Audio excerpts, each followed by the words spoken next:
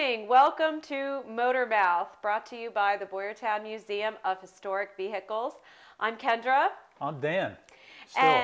Still. Yeah. You're not messing up the silverware, are you, Nope. back there? All right. I'll let him back behind the counter. You better behave. Well, we're again here in the Reading Diner here at the Boyertown Museum, which is located at 85 South Walnut Street in Boyertown. And we're open 7 days a week, 9:30 a.m. to 4 p.m. And we'd love to have you visit us. If you need more information about the museum, you can always find that on our website, boyertownmuseum.org. We have 2 events coming up in the near future. We've got Hoods Up Saturday on Saturday, March 19th. And that's basically during regular museum hours, 9:30 to 4. We're going to have the hoods open on most of our cars and trucks so you can get a look at some of the really cool engines we have here. We got some interesting engines to look at. And then the next big thing is Dan's favorite, Diner Day. Diner Day, yep. That's coming up April 2nd. That's also a Saturday. So just mark that on your calendar. And, Dan wanted to do something here in 2016 every month. And last month, we kind of ran out of time. We did. So Dan's going to do his segment from last month. Why don't you tell us what you're doing what the segment is something about World War II. On December 7th of this year, we'll be celebrating 75 years of our involvement with World War II. And I thought it's only fitting. There's a lot of interesting World War II stuff to talk about. Always. And one of the things is we made World War II vehicles here in this building. Not here in the diner, but out there in the museum building. So just to make sure you knew that. But anyway, so each month I'm planning on doing a segment. And this one is talking about shortwave radios. And you probably know what shortwave radios are. They would broadcast around the world. I don't think they're that popular anymore, but at one time they were. Yeah. And I have a General Electric advertisement I'm looking at. This is 1943.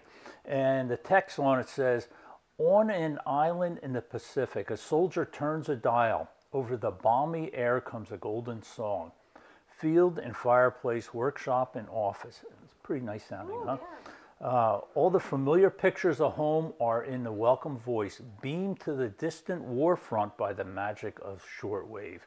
So here, and it has a picture of these guys sitting around a radio listening to this in the Pacific Island somewhere. And then it says, "General Electric shortwave stations are the one link with home for many soldiers and sailors. These men are far from America, but they are not beyond the reach of KGEI San Francisco and WGEO and WGEA Schenectady." And they were General Electric's own little stations that they had that would broadcast you. So, it shows the availability of at least General Electric with their shortwave radio. But this is motor mouth, not radio mouth. That's true. And back in 1941, you could get a brand new Buick with a shortwave radio in. And it cost you, $72.50 to get that in as a 41 Buick. Also, 1941 Chevys and 1942 Chevys had shortwave radios. Now, I've read varying theories on why you don't see them. They're very rare. I saw one in a magazine. It's the only time I've ever seen one. But anyway, that was made by RCA. And I got searching around on the internet. I found another one. Actually, the picture that you're seeing on your screen now is the Chevy or the General Motors radio. Well, then I found a 1941 Studebaker brochure online. And they had a shortwave tuner that cost just about $20. The world at your fingertips, they would say. And again, why would somebody want a shortwave radio in your car? And I'm thinking, well, this way they can hear what's going on around the world. Maybe pick up a station from Europe or wherever. So anyway, you could listen to these things, and there was also international news. And I found something online. It said in London there was a Radio Orange, ORANJE, a shortwave radio broadcast created for sending out uncensored news to the people of Nazi-held Holland. So it was kind of interesting. That doesn't really have to do with cars, but it shows a way you could use the shortwave radio.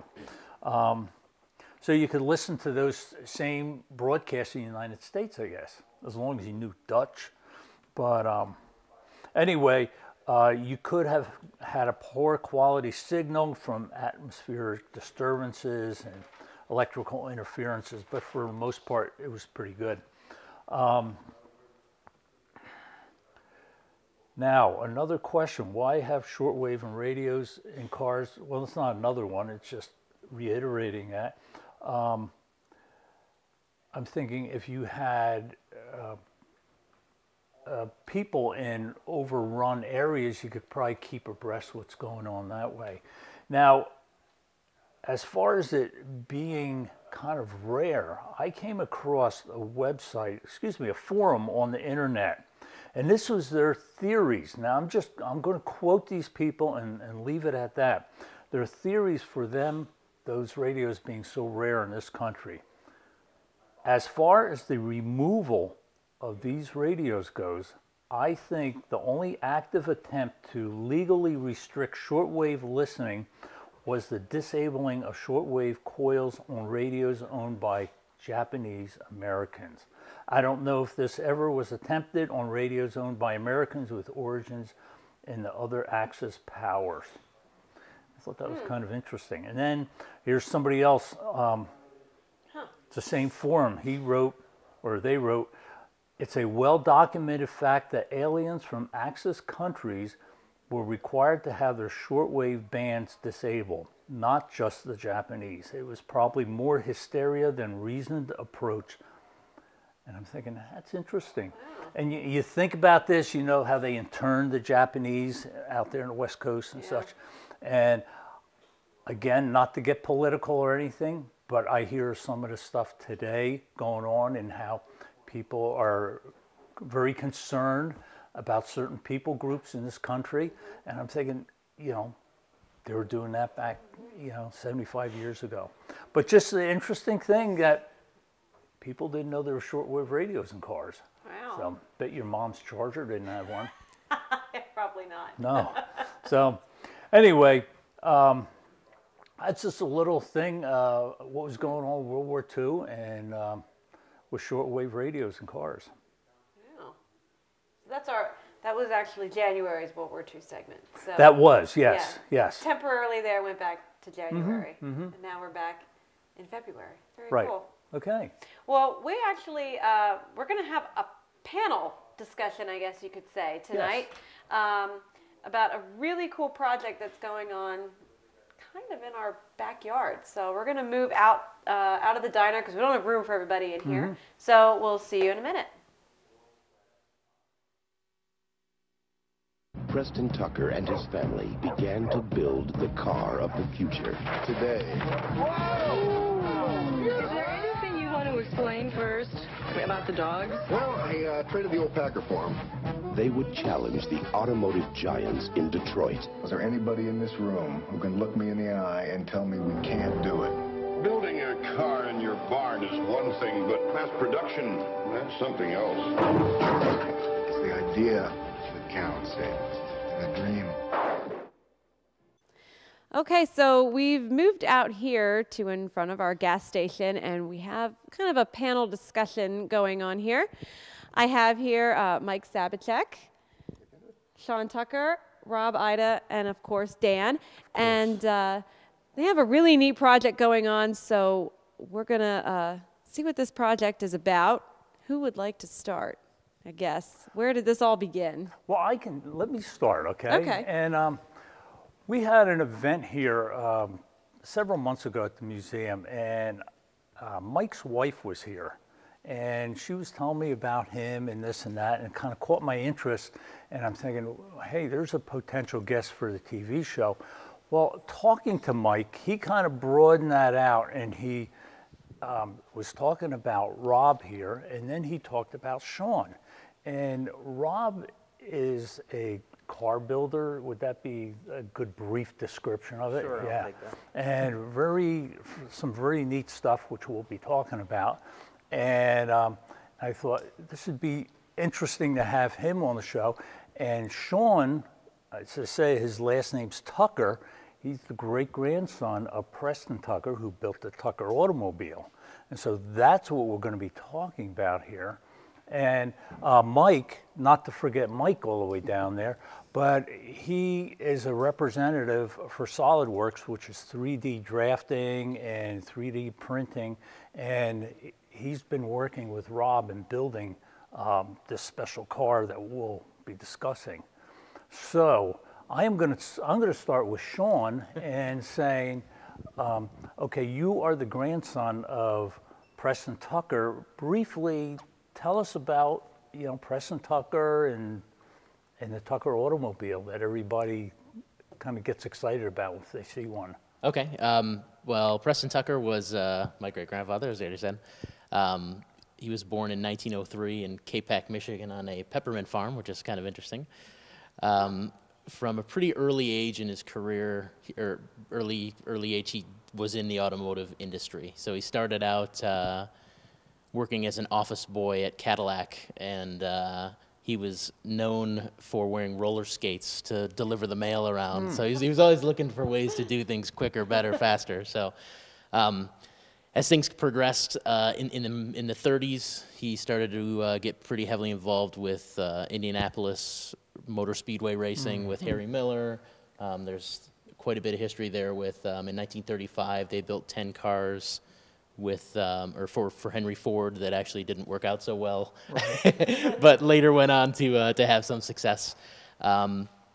He developed a gun turret, which was used on some World War II aircraft in late 30s, early 40s, and then probably what he's most well known for is the Tucker. So the Tucker really started around 1944, 45, and I guess we'll probably get more into this later, but there's kind of two segments of the Tucker story. There's the Torpedo, and then there's the Tucker 48. So there's two different cars. So when we're talking about like 45, 46 is really the Torpedo phase, which is what Rob's building right now, and then there's the Tucker 48 phase, which is a little later, which is what people know as the production car. So that's kind of the quick Preston Tucker story, okay. Which we can get into more detail, I'm sure. Okay, and I'm going to ask Rob now, how did you get involved with the Tucker? I understand your grandfather had something to do with it. That's right. Yeah, it started back in 1947 for the Ida family when my grandfather opened this magazine up and he saw the Tucker Torpedo concept car. So this was something that Preston Tucker only dreamed of at this point and toyed with the idea of making it. And as this magazine article came out, there was a tremendous amount of enthusiasm that surrounded this. It was like an overnight success, and everybody wanted to know more about the Tucker. You know, how do you get one? Are they going to be making them, or is it just an article? Well, it turns out George Lawson and Preston Tucker already had lots of engineering drawings and lots of ideas to really consider making this car for real, and not. It wasn't just a unique idea because it's a rear-engine car with a center headlight that steers. I mean, that's what we all think of when we think of a Tucker, but it goes way beyond that. Preston Tucker had ideas for an engine that didn't use a camshaft, that had hydraulically operated valves, big horsepower, lots of torque, safety, disc brakes. You can see here in this article, disc brakes. These things did not exist on cars at that time. It was more aircraft thinking being applied to this car. So my grandfather saw this and found out that there's the ability to become a dealer for the car even before the car was made. So he and his two brothers invested all of the money that they had, and they bought a dealership in which they opened in New York City, in Yonkers, New York. And so they had the dealership open for enough time. I think it was open officially for 3 days. And during this time, before that 3-day official opening happened, they were developing the car. So Preston Tucker then realized that some changes needed to be made to this torpedo design because it was impractical for a lot of reasons. It was exciting, but a lot of things didn't really make sense when you consider putting it in the hands of the public. So they had to then redesign a car and make it a little bit more practical. So then they brought in Alex Tremulous, who designed the Tucker, the Tucker 48, in which this car is the Tucker 48, and that's usually what we think of when we think of a Tucker car. So once this car was then developed, they made 50, and they're considered prototype cars because they were all handmade. Each one was different as they were, figuring out ways to develop certain aspects of the car. Each one would then be improved upon or changed in some way. So my grandfather then did take 130 orders in a 3-day period in his little dealership alone. So I think that shows how much interest surrounded this car and how it was going to be successful. And I assume there's that much enthusiasm through the whole country. There's probably other dealerships the same thing. So, yeah. Huge dealer network. I think it's something like 1,500 dealers. Yeah. So Wow. I thought it was more than 2,000. it might be, actually. a staggering number of dealers. Okay. For a car. And in fact, Francis Ford Coppola, made the movie Tucker, the Man in His Dream, which is an excellent movie, and everybody should take time to watch it. But Francis Ford Coppola was part of that. I think his father put a deposit on a car, right? So Really? he remembers opening day. Francis Ford Coppola talks about opening day, seeing the unveiling of the Tucker, and I think that anyone who was there or witnessed that remembers that for a lifetime because it was such a big event. So with that, my grandfather then lost his dealership as all the dealerships closed and investments were lost. But my grandfather never stopped believing in the car and Preston Tucker. He never felt that Preston Tucker was looking to fraud the people or do anything underhanded. He had total confidence in the man and total confidence in the machine, but it just didn't work out. So, and that's not the first or last time that happens in the industry. No. It happens. So, so he raised my father, loving Tucker. My father remembers actually falling asleep on the package shelf of the Tucker while it was in the dealership for like 3 days. Okay. And so he has that memory. He was only 4 years old, but he could remember that. It was such a big deal and big part of our family's history. I mean, obviously, in the Tucker family, it's a much more important thing. But for us, it was important enough to carry it on for generations. So I grew up with that kind of love for the car. And so then when my grandfather was in his 80s, my father and I were already building custom cars of different types. And then we realized that we're probably at the point now where we think we could take on a project and make a Tucker. We certainly can't afford to buy one. We're not wealthy people, but we sure try hard. So we can put together our best efforts and try to make him a car. So we did. We made him a car that was a modern version of a Tucker. So outwardly it looked like a Tucker, but mechanically it was a modern car. It used a modern engine, modern suspension. And we built it for him. He was in his 80s, and we built the car for him. Unfortunately, he passed away just as we were getting the car done, and he never really took delivery of the car. But we did use it in his funeral, and that was the closest he ever got to having the car that we made for him. But it was built, from labor of love. We did it for him, and we wanted him to have it, and we loved doing it. And so since then, we met the Tucker family, Sean, his brother Mike, and his father John, and they've been full supporters of everything that we've done, and we try to do it with a certain amount of integrity, because we know that Tucker did things with integrity, and we never wanted to get into like the kit car business and make cars and sell them and dilute the name. We wanted to really keep the integrity intact as best we could, and we promised the family that that's what our intentions were, and we've kept to that. So now Sean has become a major part of our new project, which is making now the Tucker Torpedo. That's the car that never existed. Preston Tucker dreamed of it But as I said earlier, he moved on to this design. So this car never got made. The only thing that exists of this car is a quarter-scale plaster model that was copied from a clay model that George Lawson made for Preston Tucker, and I believe he presented it to him on Christmas Eve, 1946. Am I right about that? And so that was made, and it stayed in the tobacco barn at the Lawson family home for all these years, and it was just found, I don't know, maybe 10 or 15 years ago. Within the last 15 years. Right. And now it belongs to the Peterson Museum. Okay. in LA. Was it found, or did they sort of know what was going on? They didn't know it was there. The story I heard was How that it about was, George Lawson's been gone for a lot of years, and no one in the family really knew a lot about his work. And right, he didn't really have a representative to talk about his work. So there's an author, Hampton Waite, and he's writing a book about George Lawson and all of his design work in the automotive industry. And he's kind of an unsung hero.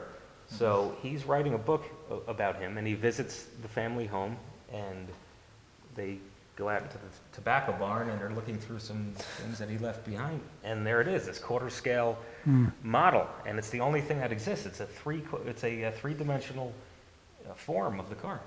So they allowed us to come into the Peterson Museum, which was really generous of them, and make a electronic scanning of it. So that now we're able to get that information and put it into modern CAD work. So my father is a self-taught CAD guy, and he took that information and did a wonderful job in machining out a full-size wooden skeleton based on that information. So that gave us now the full form in which we can build the skins to make this car out of aluminum, and that's what Preston Tucker wanted, was an aluminum-bodied, lightweight performance car, which was really forward-thinking. And so that's what we're doing now. We're making that body based on those dimensions.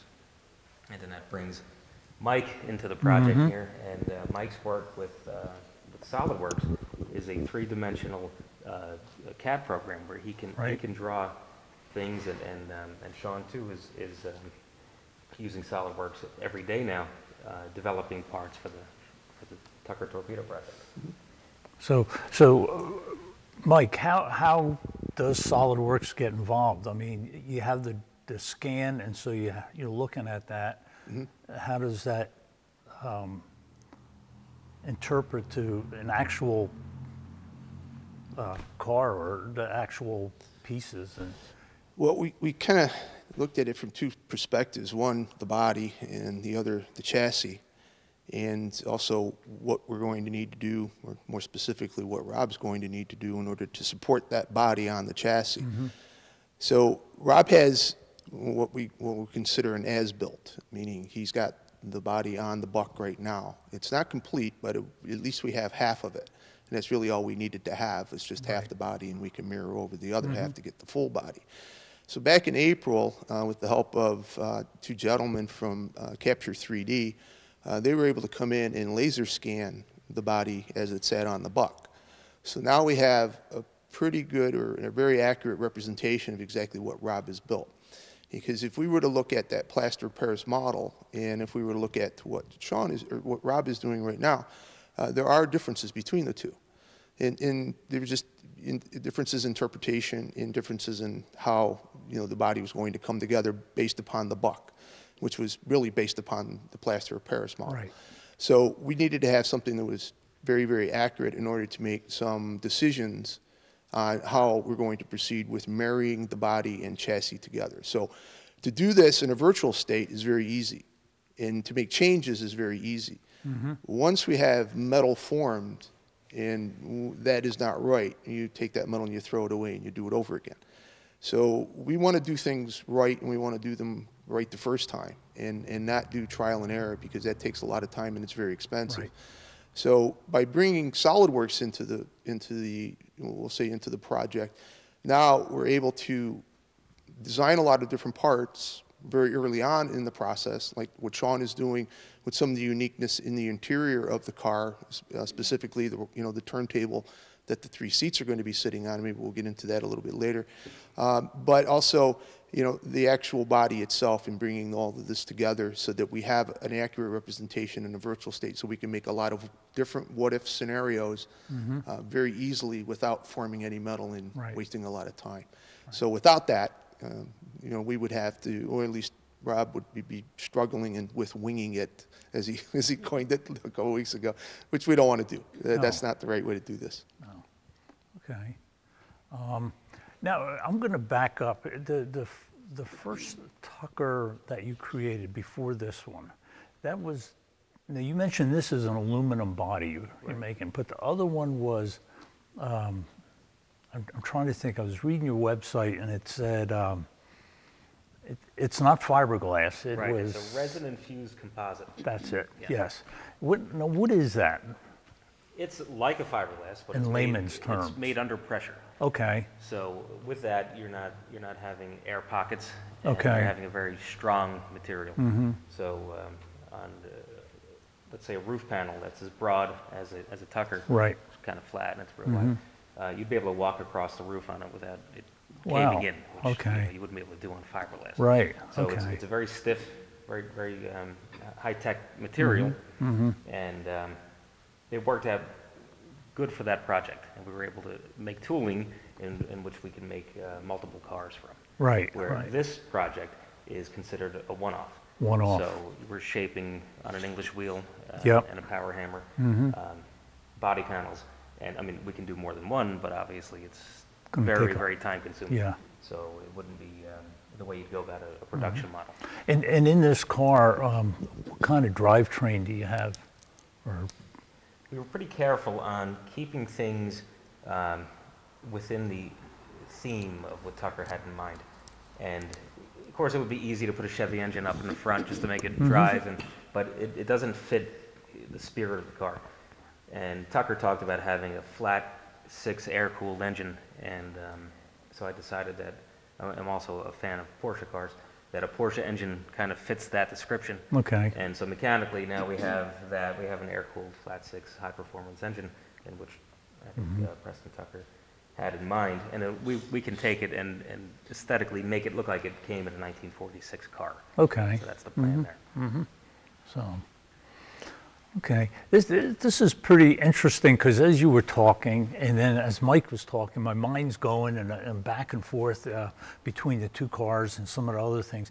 And you mentioned about the disc brakes there, and they're Kinmont, I believe, right? And there's a car about half mile from here has Kinmonts, by the way. I went into the AACA Museum out of Hershey, and they have a whole display of Tuckers, which is pretty good. I'm sure you all have been there.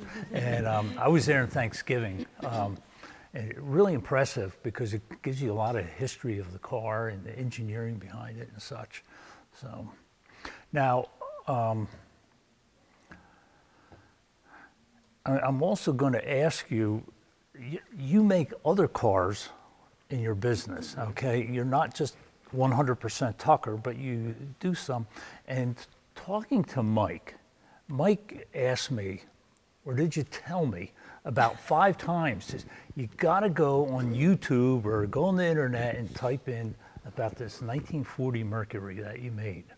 So why don't you tell people something about that? That is a cool car. I took a while to look for it, Mike, but once I saw it, I said, wow, that's really neat. And I could talk about that. yeah. And I'll start again with the brakes. You mentioned the Kinmont brakes, and that Yes. leads me also into that Mercury project. But Preston Tucker thought of a brake, a 360-degree, what he called an aircraft-style disc brake. Right. And of course, at that time, cars didn't have disc brakes. So he had this idea about bringing that brake onto the car. Later, he didn't make his own brake. He used Kinmont, you know, kind of as a plan B. But what he wanted was his own brake design. So we've decided then to make our own brakes that are also 360 degrees. So we didn't use the Kinmont.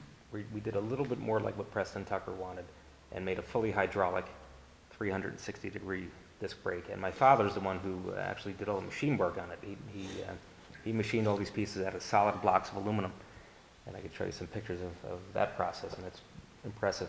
And they ended up not only on the Tucker Torpedo project, but also on the Merc that you just mentioned, Okay. which is a 1940 Merc. And if you're familiar with a 1940 Merc, you'll probably think of how awkward they are in design as far as the roof goes in the car. Yeah, the coupes. Yeah, they're definitely bizarre-looking roofs on the car, and that reason is because Edsel Ford was a big fan of European car design, and Edsel Ford wanted to bring that kind of design work into the Ford Motor Company, and that's when he brought in Lincoln and Mercury.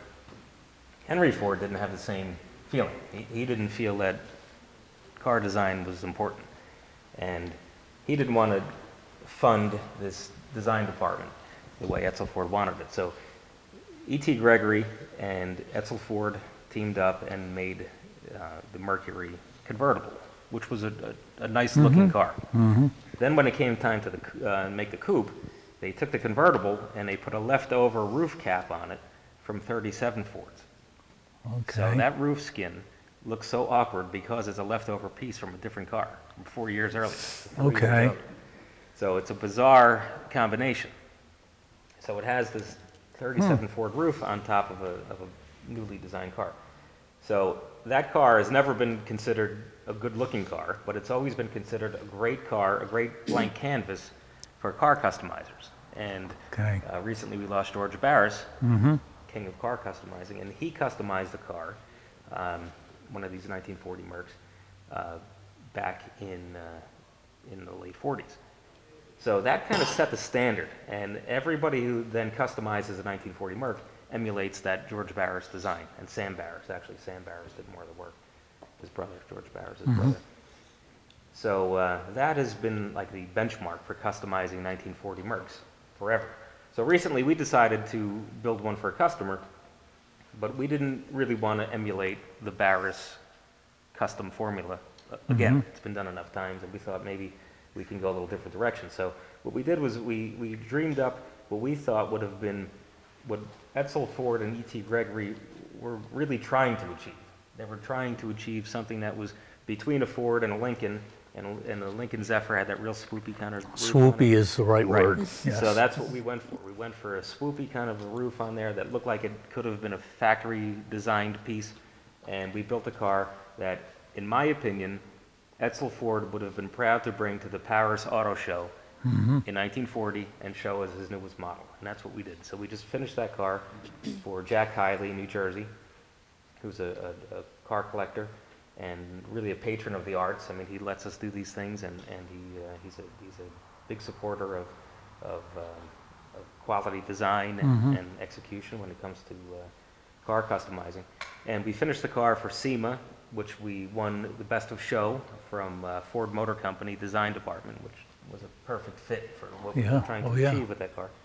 And so we have some pictures of that car, and I'll show you. But everything about it is designed with 1940s European coach building in mind. Okay, yeah. It was just such a neat car that when I saw it online there, it's like, wow. Thank you. Nice bright blue too.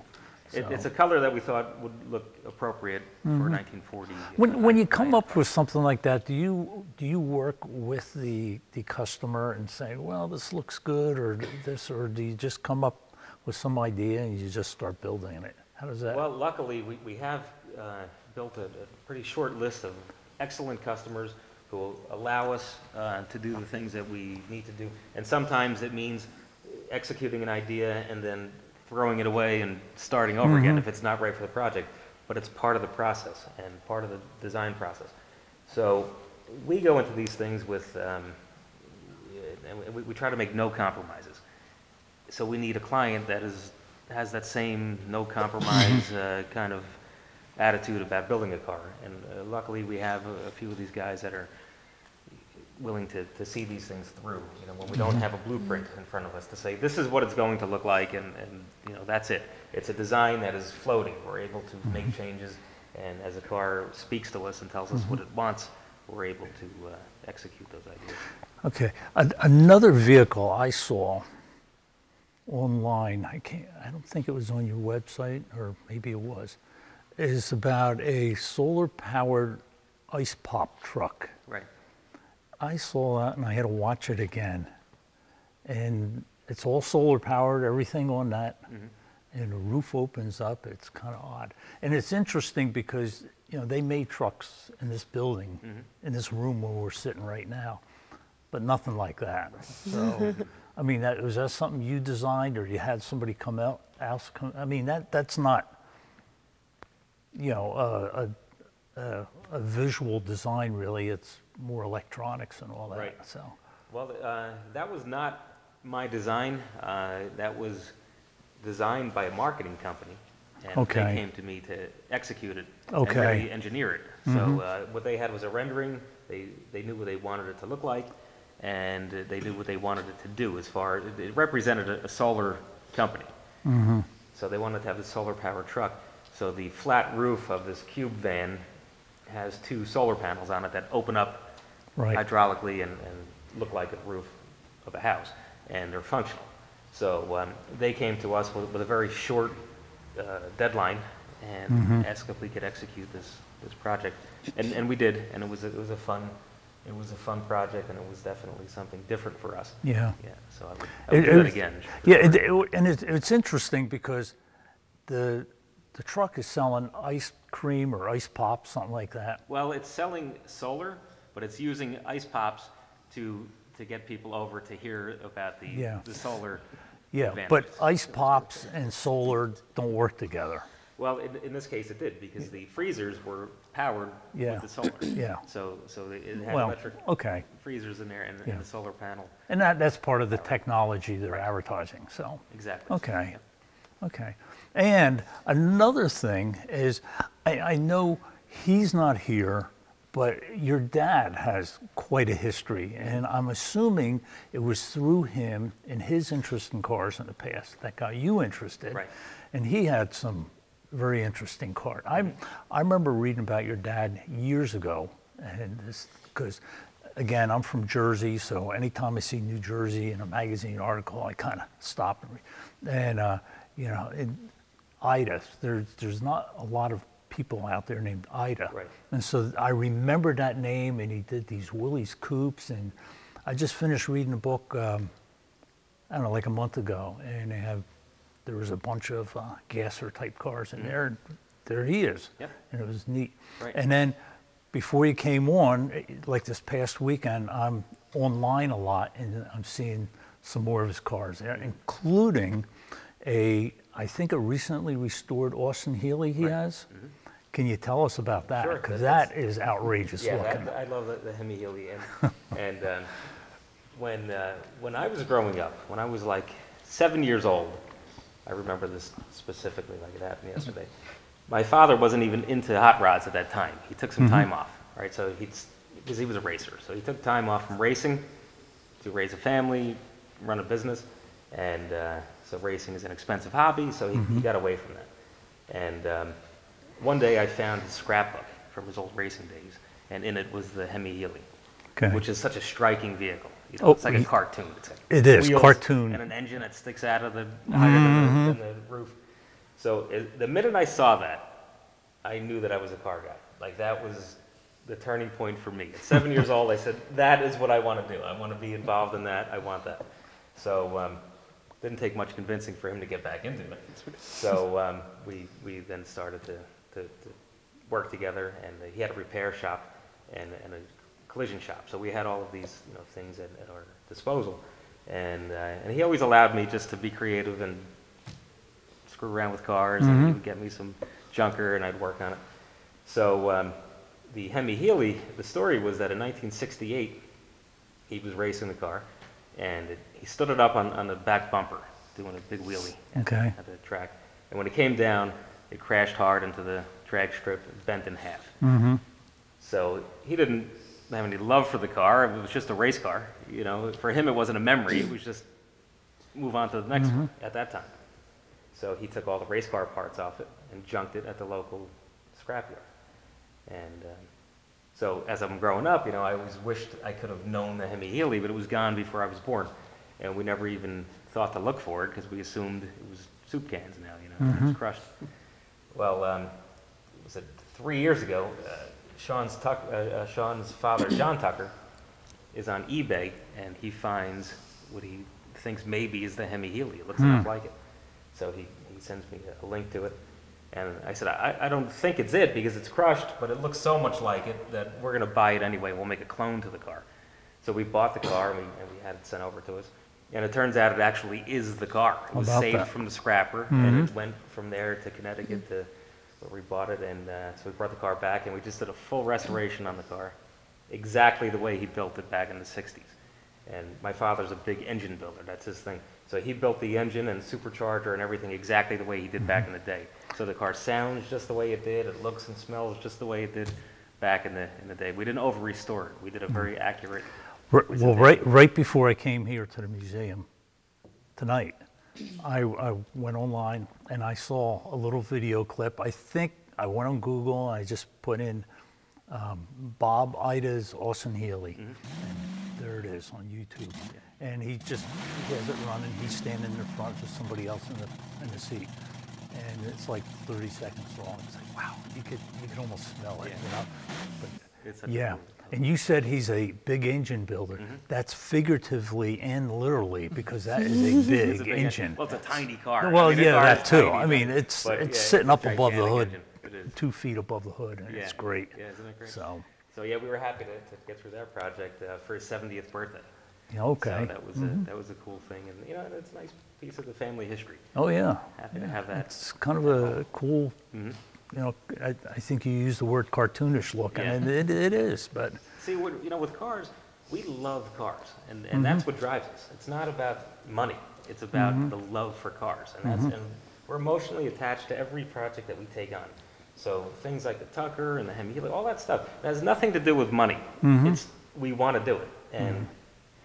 But in doing so, you know, you are making these great cars. I mean, you know, I saw a number of them on your website there, and you know, you've made these connections like with Sean here and with Mike, and you know, using the tools that are out there and the knowledge, the background. I think it's really great. You're kind of bringing all this together. We're very grateful. You know, some of it is historical, like the Tucker, although you're making them, we'll say, brand new. It is a bit of the history, because there's a lot of people know about the Tuckers. Sure. You know, look how. And it's an inspiring story. So I feel it's an important thing for people to know about. If we want to keep bringing the next generation of car guy in, we have to let them know about these things. I mean, you look how popular that movie was. You know, everybody knew about the movie, and you know, if there's a Tucker at a car show, you hear it. You know, you can hear people saying, "Oh, yeah, there's a Tucker over there."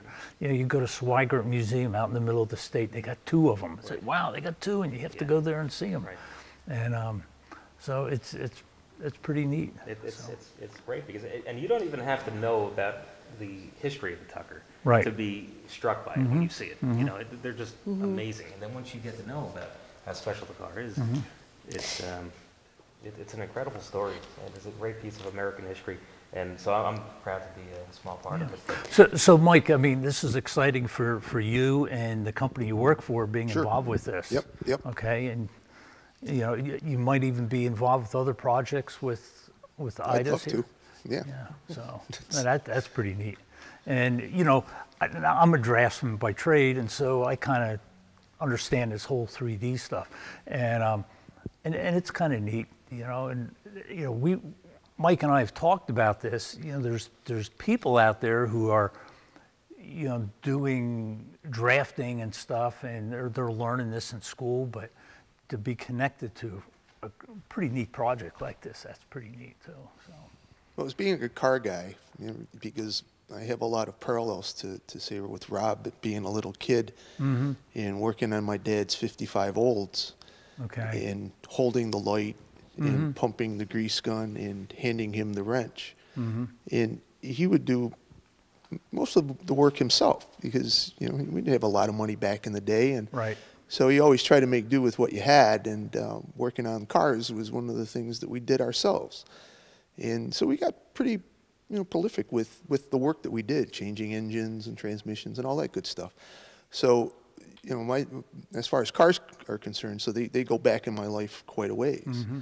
And it wasn't until recently that some of my dreams were able to come true, like having a 1931 Ford Hot Rod, and really being able to work with Rob and with Sean on this project is also kind of another dream of mine, to be a part of something like this. Not meaning that, you know, I'm doing the actual work, but really I'm kind of the eyes and ears for SolidWorks. I write a blog about it, and kind of getting the word out about this project. And our marketing department has latched on to it, and they get the word out through all of their channels too, through either LinkedIn or Twitter or YouTube or whatever.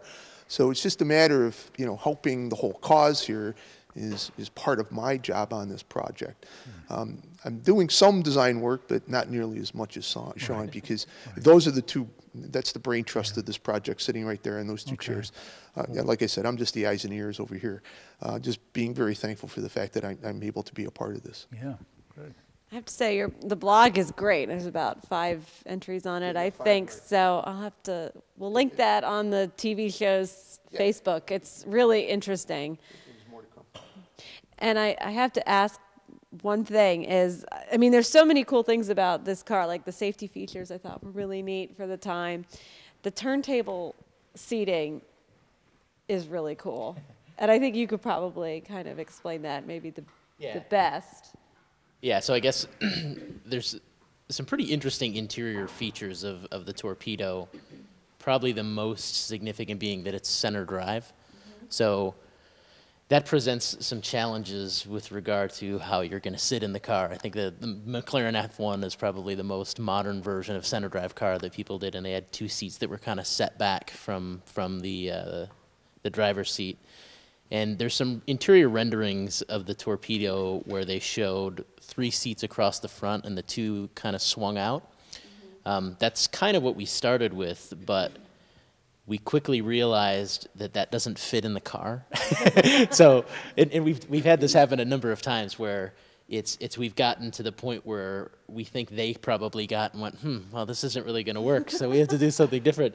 So, as a kind of a compromise, and what we thought would be fitting for the car, maybe a next step, is we designed a kind of a turntable for 3 seats to sit on. And what happens is it works kind of like a teacup ride. So it's got a mechanism built into the floor that keeps all 3 seats parallel to the front driver at all times. And you can sit in any seat. And we're actually going to have a little microcontroller that controls some sort of sensor. We're not sure yet what kind. But it'll rotate out each one position. So regardless of which side of the car you get in, you'll be able to sit in your seat, hit a button, it'll swing you around in the driving position. How about that? So yeah, so that was interesting challenge. We actually just were working on some of those parts in the shop this week. So with Rob's dad doing a lot of machining. So yeah, so we think we've got it. I was, reading it and then in the blog, and then I think the next entry had a diagram, and I wasn't understanding the words, and then when I saw the diagram, it's like, oh, okay, I get it. Yeah. We think that's probably why Tucker got away from the very round roof, because it just wasn't a practical situation. Yeah. So we come up with a solution for that. So I'm gonna kind of close this up here, but before I do, Sean, I want to ask you real brief here. So how does it feel to see this car being made, and in the previous car that the Idas have made, basically honoring your great grandfather? It's pretty incredible. It's surreal most of the time. And you're involved with it too. Yeah.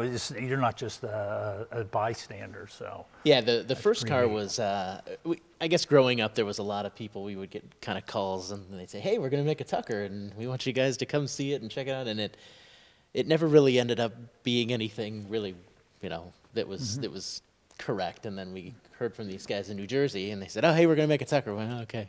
Yeah, you guys. Yeah, we've heard about you guys. And we showed up in Ypsilanti with it. Yeah, and they're like, "Hey, we're gonna bring it to your hometown." So they ended up bringing the car, and we were just blown away at the quality of the build. I mean, it was a Tucker. I mean, it was perfectly finished. It was really, really well done. And we went, "Whoa, we got to get involved with these guys." So I guess the only reason I hadn't gotten involved sooner is I'm from the Metro Detroit area, and I ended up moving out here for kind of an unrelated reason, but then it got me close enough to their shop.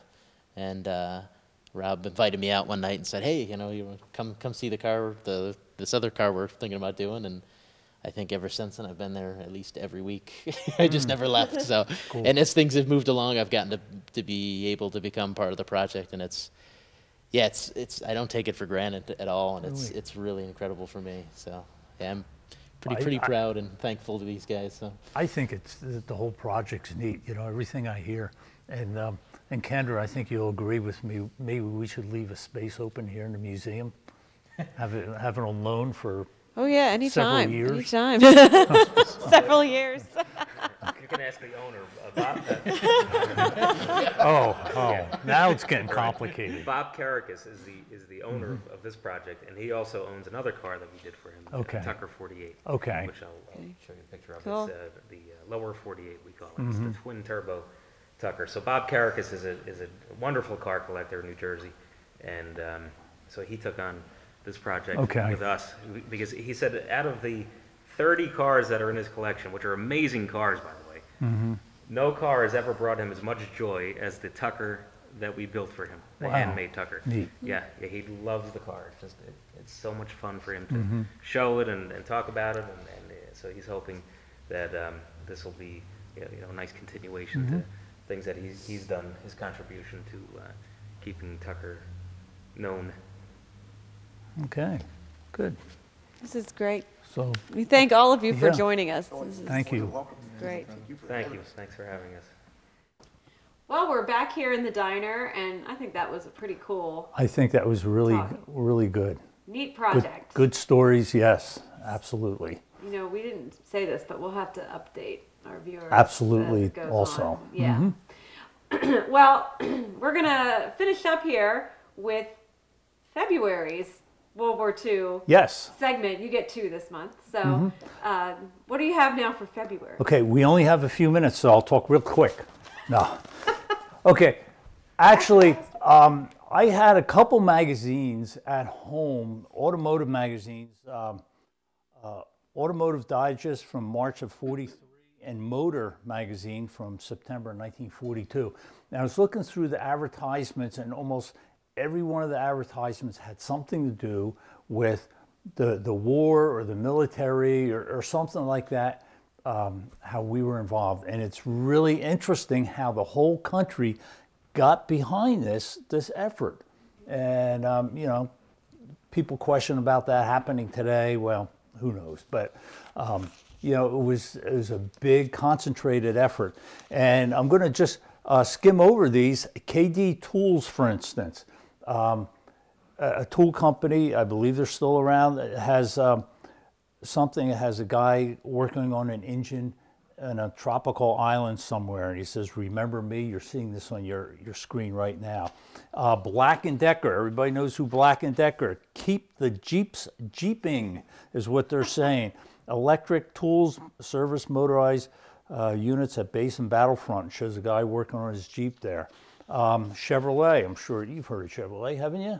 I think And so. it has pictures. They're kind of them. Some of them are kind of hard to see, but they're making armor-piercing shells, military trucks, Pratt & Whitney airplane engines, aluminum forgings. So they were very involved. Sealed powered piston rings. It says no bugle calls, no boatswain's whistles, but seal power men and women have manned their battle stations. It has these very patriotic people. Don't they look patriotic They there? do. I'm looking Yes. off with Yes. Okay. hope And that was piston rings that are advertising this way. Belden wire. They're talking about the electrical cable in planes and boats and submarines, tanks, and all that. And it shows pictures there. In-light brake linings showing brakes. They show a truck crossing a pontoon bridge over a river, I guess. So there it is. Those brakes were on those trucks. And the last advertisement here is from Cessna, the airplane people. It was in this car magazine. And they're talking about this farmer having his other car, which is actually an airplane, small airplane.